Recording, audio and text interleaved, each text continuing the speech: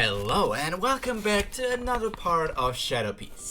Today we're going to take a look at everything that is going inside of Onigashima with the Tobiroppo and members of the Strawhat Pirates, and with Maria slowly but surely dying inside of the ocean water. So first of all, let's get right to it. As Perona, Ace and Tama keep running, something approaches them through a wall. It is one of Perona's ghosts, but something seems off about it. It just looks different compared to something else. Like, her normal hollows seem to have less character. When it reaches the Thriller princess and starts to talk, they notice that Big Mom's homie Zeus is now inhabiting a ghost Perona has created. As it turned out, Perona's plan to help the poor creature was actually successful. Her electric hollow that was just an empty ghost was sent to Zeus when he was about to be eaten by Hera. And Zeus is just something like a cloud with a soul inside. So the Thunder Cloud got eaten by Hera, but the soul that Zeus has got transferred over to the electric hollow and is now inside of the hollow that Perona created, making him a sentient ghost, if you want to call him anything. He is now not only a ghost, like the dead form of a person, but also has the soul. So is he just similar to Brook, who has eaten the Yomi Yomi Yomi? He's a ghost, he has a soul. It seems like... What? Now this leaves the question, even if Big Mom dies, he's also now connected to Perona's Devil Fruit, and because the soul might be bound to the ghost created by Perona, he might even survive if Big Mom would actually die. But, well, he's now there for Perona. Just as all of them reached the stage, the life stage, Ulti also catches up with them. And after lunging at them, she headbutts Ace into the ground. Directly after that, she captures and strangles Tama. Having noticed that Tama is responsible for the gifters and Big Mom's actions, she needs to get rid of the small child because she is, from all of these people, Tama is the most dangerous because she can bring a Yonko on her side. And Perona wants to send some of her ghosts as the Tobiroppo member. However, she is in direct contact with Tama, like Ulti is holding Tama. So all the ghosts seem too dangerous to use. Just think of an explosive hollow, or like the negative hollows don't work because the people can protect themselves with haki, and like a burning hollow or an electric hollow could like burn Tama or electric shock her or something. So all Perona can do is watch this, but not her new companion. Her new companion is trying to prove himself, so the Zeus Hollow rushes towards Ulti and reshapes his ghost arms into maces and slams into Ulti, making her lose her touch with Tama and stumble backwards. This is the chance for Zeus to grab Tama and fly away with her back to Perona. From all his experience, because Zeus has been with Big Mom for quite some time, I would assume, Zeus can tell that Ulti is on her last straw. Ulti is not feeling too good. Ulti is hurt from all of the attacks from Big Mom, from Perona, from Ace, all of these things that happened. She also got knocked down by Maria way earlier in the raid. So this is the point where Ace / Doflamingo, because he has the shadow, hits the dinosaur woman with a new attack called the Labyrinth of Minos. If you remember the Labyrinth of Minos with the Minotaurus in Greek mythology.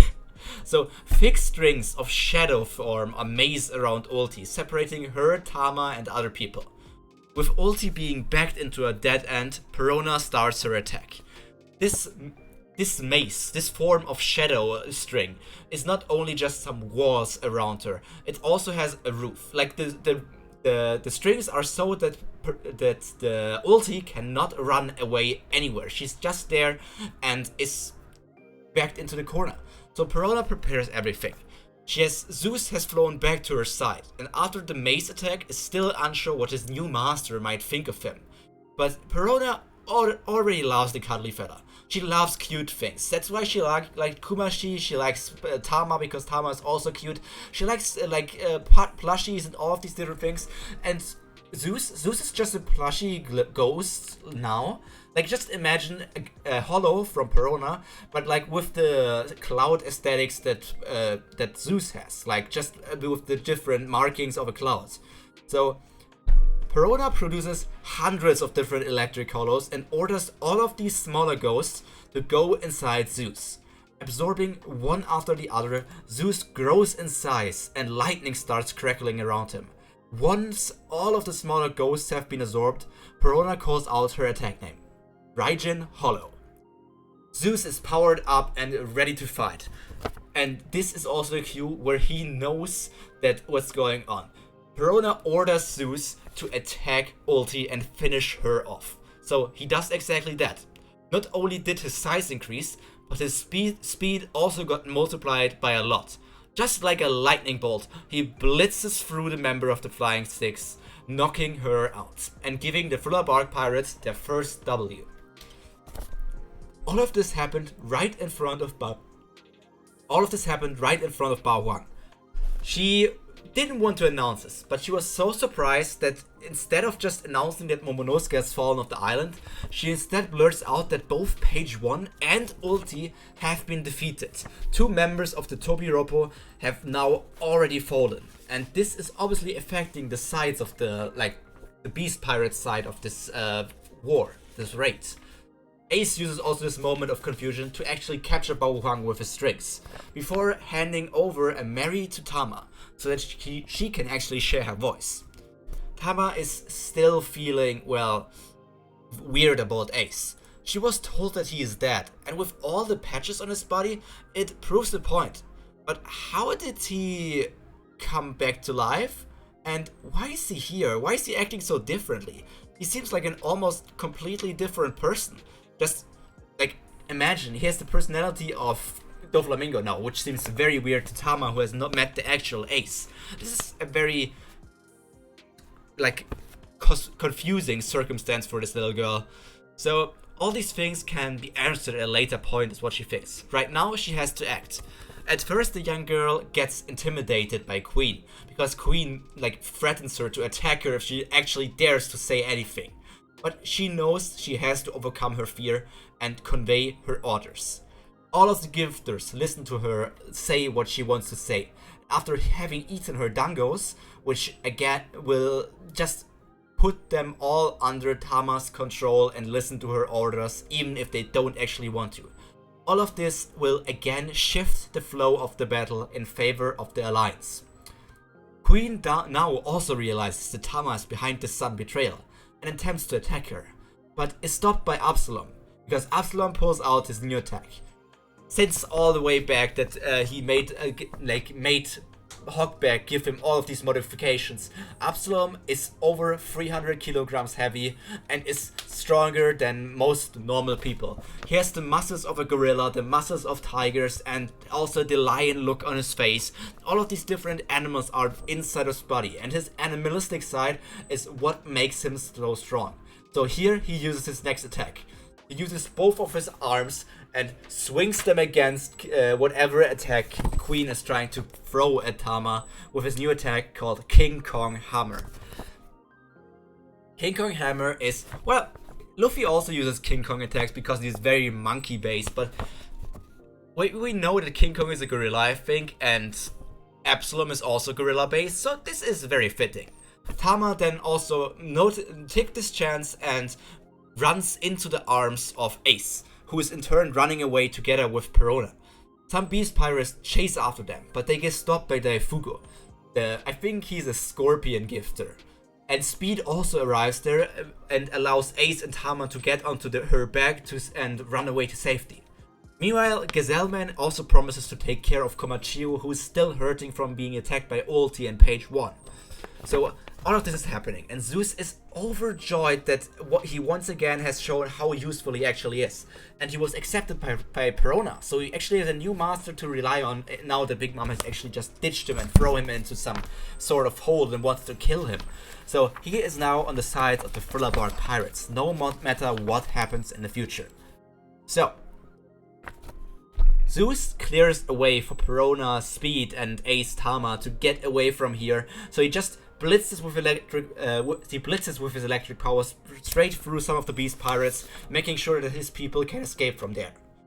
Back at the performance floor, Queen shifted into his hybrid form, revealing more of his cyborg modifications, and mentioning that he was a member of the Mads as well, but because he's not fighting against Sanji, who is like the son of another member of Mads, he doesn't go into further detail. So now let's go to the cat cafe, which is already weird. Why do we have a cat cafe on Onigashima? Well, that's the case because of one of the members of the Tobiroppo, but it's still confusing that he has a cat cafe. In there, Ors is fighting against Who's Who. The ancient giant at first had a hard time, as he had not only to face the Tobiroppo member, but also all of his cat-based subordinates. But once Tama actually made her announcement, all of the gifters, or many of the gifters that are also in there at the cat cafe, switched sides, and that's a battle between the different gifters that have eaten dangos and didn't eat dangos is now like going on there, and thus a true 1 versus 1 between Ors and Who's Who is about to begin. Who's Who also reveals himself to be a Rokoshiki user, the 6 powers. So he fires off finger pistols straight at Ors, but Ors counters them with an attack called Grum, which is another Nordic-based weapon, because Ors has the shadow of Hyrule in himself, and the only named attack we know from Hyrule is this Gungnir attack, which is obviously a mythological weapon of the Nordic like myths and stuffs. So that means all of these attacks are Norse themes. After taking care of the first finger pistols, the first Shiguns being there, Ors swings his giant arms sideways like a sword, making sure that his attacks hit the officer from the Beast Pirates. But the Beast Pirate is no slouch either. He's a member of the prior CP9, and he's also very strong as a member of the Flying Six.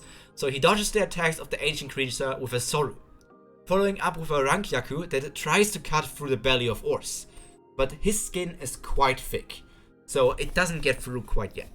As Who's Who is transforming into his hybrid form, he also reveals his past, being a CP9 member, and even though Ors Hyrule doesn't really care, he just listens to it, because Hyrule is a proud warrior of Elbaf, and he knows that if his opponent is talking about his past and establishing who he is, that's something that you can do out of respect of the other person. So if you respect them, you listen to them, and that's the kind of person I think Hyrule actually is. So our boy Who's Who then fires off a Gagan, which is a stronger version of Shigan, I believe. So he fires off at Ors, which Ors then dodges because he doesn't want to be hit by all of these attacks. The Saber Tiger then takes to the sky with Geppo, trying to get out of reach of Ors, but Ors is an ancient giant. He's really tall, and even if he Geppos, Ors is probably standing all the way up to the roof of this floor or something. So you can jump as high as you want, but getting somewhere where Ors is not is quite hard in this scenario. So up there in the sky, there will be another Shigan barrage, or a barrage of these Gagans flying down at Ors. And Ors started dodging after noticing that some of these attacks actually could pierce through his skin, making him... He wouldn't bleed because he's a zombie, but obviously these attacks would pierce through his skin and leave like his belly hurt or something, but he doesn't feel hurt. So it's just that his body would be damaged, and if his body is damaged, like completely destroyed, if all of his stitches get removed and all of these things, he would just fall down and can't move anymore. So he needs to take care of his body. So that's why he dodges all of these attacks, just to protect his body. Who's Who then charges his opponent with a Tekai Kibasen, which is a stronger version of Tekai, because the 6 powers also have upgraded versions, and combining the 6 powers together with Haki makes them even stronger, which is why the 6 powers are so underrated and are not used most often, even though I feel like they're mainly marine-based weapons, but, well, it's still, other people could also learn them. Like, Luffy has his own way of using Soru, and Sanji has learned Geppo and all of these things, so they can still use them. So, but, well, let's continue. Who's Who then charges the opponent with his Tekai move, which Ors counters with an attack called Mjolnir. He swings down both of his arms with full force, knocking Who's Who in the ground, dealing damage even through the iron body of Tekai. So, I would love this fight to also give us some ancient giant lore, because Who's Who knows a lot about history. So, instead of giving us the lore about getting stuff stolen from Shanks with the Gomu Gomu no Mi and these things, he could potentially give us ancient giant lore.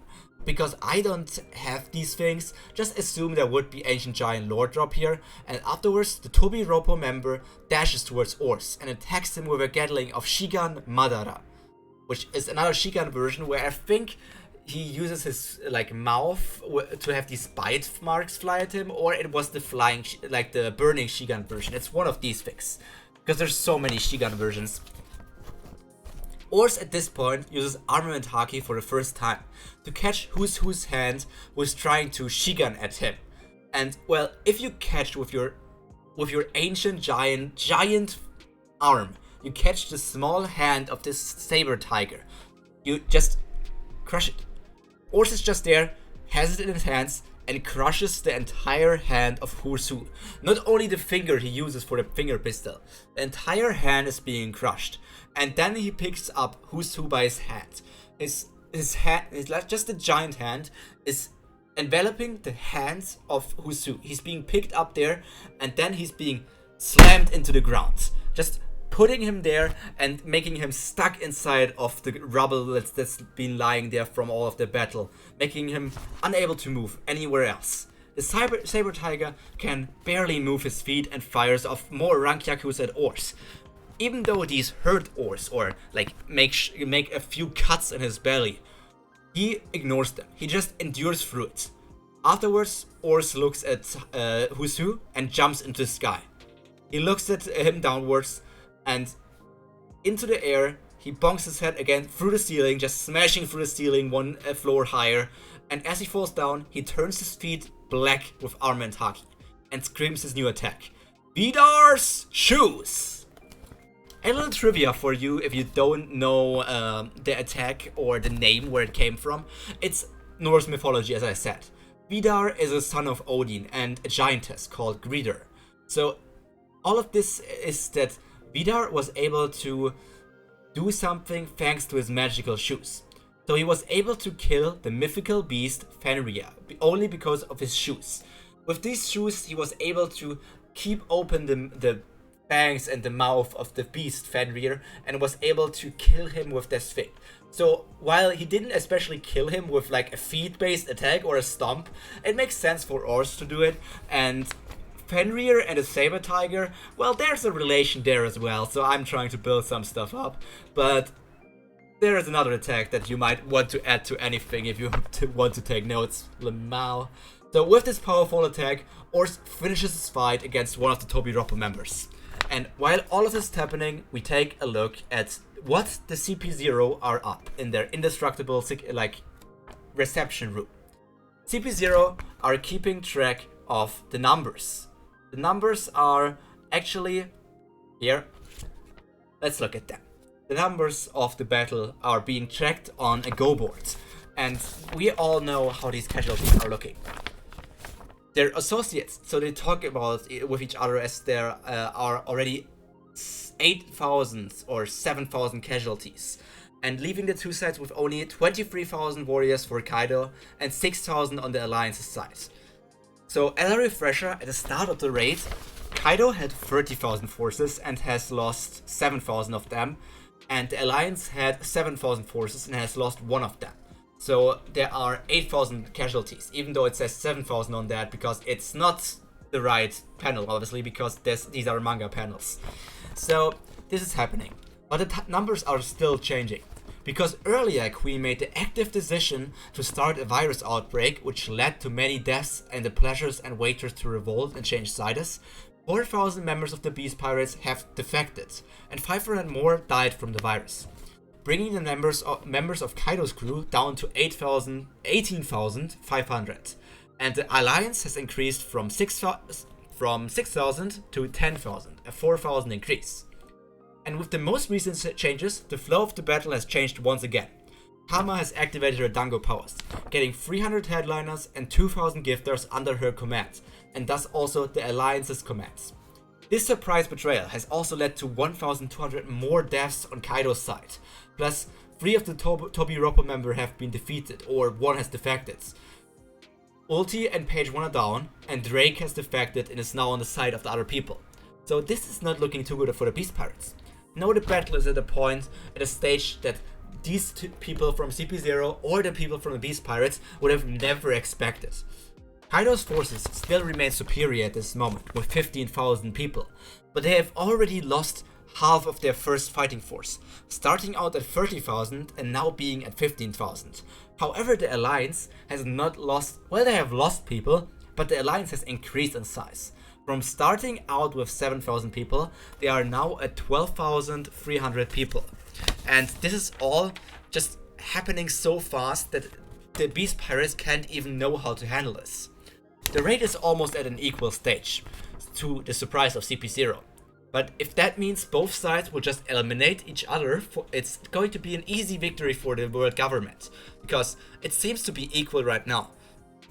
But even if it's equal, it's going to be still Kaido there, and with Moria being defeated or somehow being thrown off the island, it's still going to be the question, who's going to take care of Kaido if he's not going to be there? The Asians still have not heard the news of Or's fight against Who's Who, and also because of that they don't know that he's been defeated. But they still discuss that they themselves need to eliminate Who's Who because he has betrayed CP9 and betrayed the world government and needs to be taken care of because of that. But now let's go somewhere else.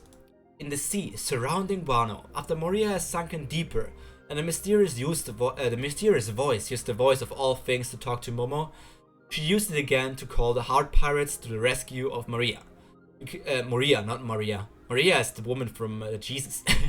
So Moria is drowning, but this mysterious female voice used the voice of all things to call out the Heart Pirates that are still located in the submarine to save or rescue Moria.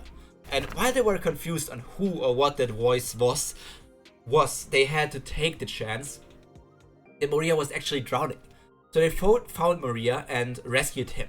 And after some time, they managed to get all the water out of the thriller bar captain. And the Heart Pirates then discussed on how to go forward, because as they looked at Moria, he was still unconscious. They turned their back to him and just looked somewhere else, looking at the sky on how to deal with this matter any further. But they don't have much information on what's going on Onigashima. But seeing Moria unconscious and drowning, they expect a bad situation, hoping that even their captain might be still alive. Even if they trust in law, they know how dangerous this whole situation can be. That is, until a shadow hovers above them. Moria is back on his feet, and he wants just one thing. He laughs at them. Give me some caviar and bring me on land. This oversized fish is going down. Moria is more determined than ever. He wants to take care of Kaido and he wants some caviar now because caviar is his favorite food. So the submarine is going up back onto the land for Moria to prepare to go there to fight against Kaido once again. But what's going to happen? We'll have to wait another week to see how this continues. So I hope you enjoyed this week's session of Shadow Piece, and if you did, why don't you consider clicking on the like button or the subscribe button, because that would mean the world to me. Anyways, this has been Pyro Prima, and I wish all of you, well, that you stay cultured, fresh, healthy, and all these kinds of things. Until then, I have only one thing to say. This has been Pyro Prima, and we will see each other in the next video. Bye!